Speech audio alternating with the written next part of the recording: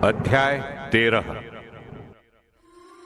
मंदिर के विनाश की भविष्यवाणी। ईसा मंदिर से निकल रहे थे कि उनके शिष्यों में एक ने उनसे कहा, गुरुवर, देखिए ये बड़े बड़े पत्थर, ये बड़ी बड़ी इमारतें। ईसा ने उसे उत्तर दिया, तुम ये बड़ी बड़ी इमारतें देख रहे हो ना, यहां एक पत्थर पर दूसरा पत्थर पड़ा नहीं रहेगा, सब ढहा दिया जाएगा।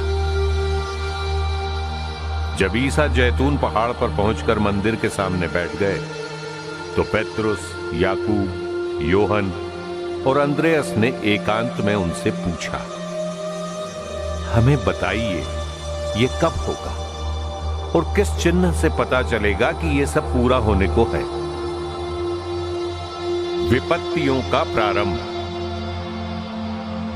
ईसा अपने शिष्यों से ये कहने लगे, सावधान रहो, तुम्हें कोई नहीं बहकाएगा, क्योंकि बहुत से लोग मेरा नाम लेकर आएंगे और कहेंगे, मैं वही हूं, और वे बहुतों को बहका देंगे। जब तुम युद्धों की चर्चा सुनोगे और युद्धों के बारे में अफवाहें सुनोगे तो नहीं घबराओगे, क्योंकि ऐसा हो जाना अनिवार्य है, परंतु यही अंत नहीं है। राष्ट्र के विरुद्ध राष्ट्र उठ खड़ा होगा और राज्य के विरुद्ध राज्य। जहां तहां भूकंप और अकाल होते रहेंगे। ये सब विपत्तियों का आरंभ मात्र होगा।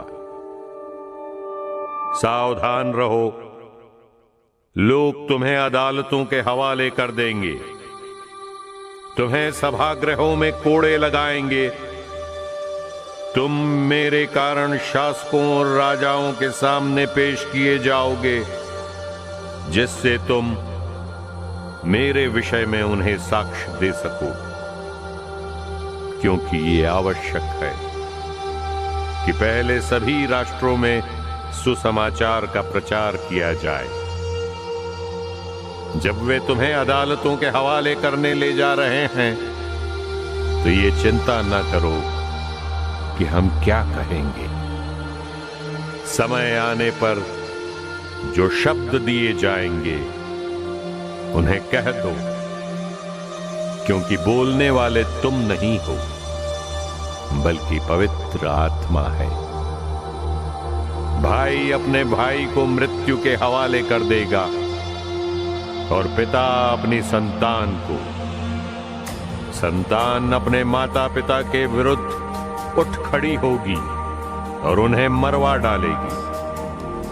मेरे नाम के कारण सब लोग तुमसे बैर करेंगे, किंतु जो अंत तक धीर बना रहेगा उसे मुक्ति मिलेगी। महासंकट।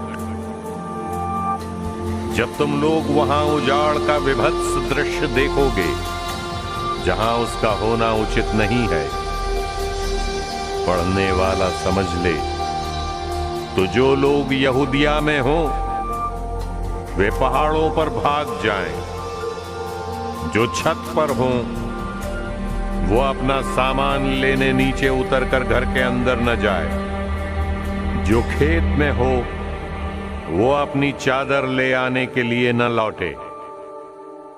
उनके लिए शोक जो उन दिनों गर्भवती या दूध पिलाती होंगी। प्रार्थना करो कि ये सब जाड़े के समय घटित ना हो, क्योंकि उन दिनों वैसा घोर संकट होगा जैसा ईश्वर की सृष्टि में इस संसार के प्रारंभ से अब तक न कभी हुआ है और न कभी होगा। यदि ईश्वर ने उन दिनों को घटाया न होता तो कोई प्राणी नहीं बचता, किंतु अपने चुने हुए कृपा पात्रों के कारण उसने उन दिनों को घटा दिया है। यदि उस समय कोई तुम लोगों से कहे, देखो मसीह यहां है अथवा वे वहां हैं, तो विश्वास नहीं करोगे, क्योंकि झूठे मसीह तथा झूठे नबी प्रकट होंगे और ऐसे चिन्ह तथा चमत्कार दिखाएंगे कि यदि संभव होता तो वे चुने हुए लोगों को भी बहकाते। तुम लोग सावधान रहो, मैंने तुम्हें पहले ही सचेत किया है। मानव पुत्र का पुनरागमन।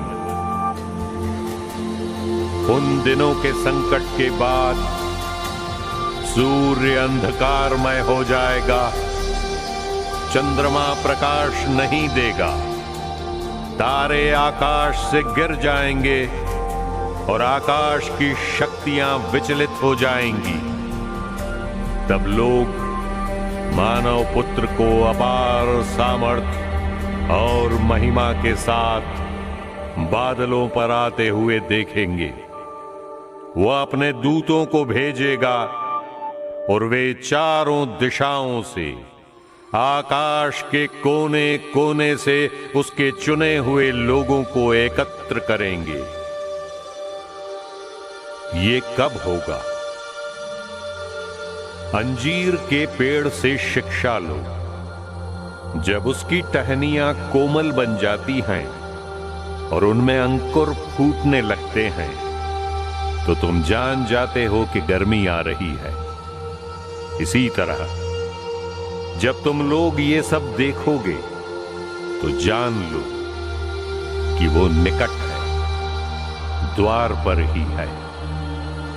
मैं तुमसे ये कहता हूं कि इस पीढ़ी का अंत हो जाने के पूर्व ही ये सब बातें घटित हो जाएंगी।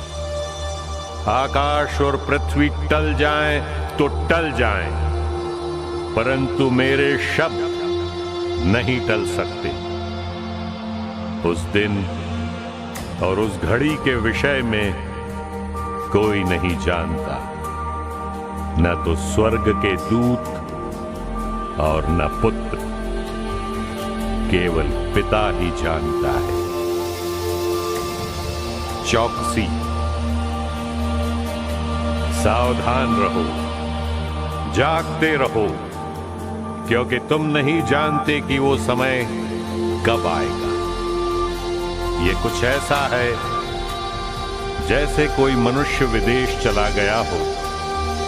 उसने अपना घर छोड़कर उसका भार अपने नौकरों को सौंप दिया हो, हर एक को उसका काम बता दिया हो और द्वारपाल को जागते रहने का आदेश दिया हो। तुम नहीं जानते कि घर का स्वामी कब आएगा, शाम को, आधी रात को, मुर्गे के बांग देते समय या भोर को। इसलिए जागते रहो, कहीं ऐसा ना हो कि वो अचानक पहुंचकर तुम्हें सोता हुआ पाए। जो बात मैं तुम लोगों से कहता हूं वही सबों से कहता हूं, जागते रहो।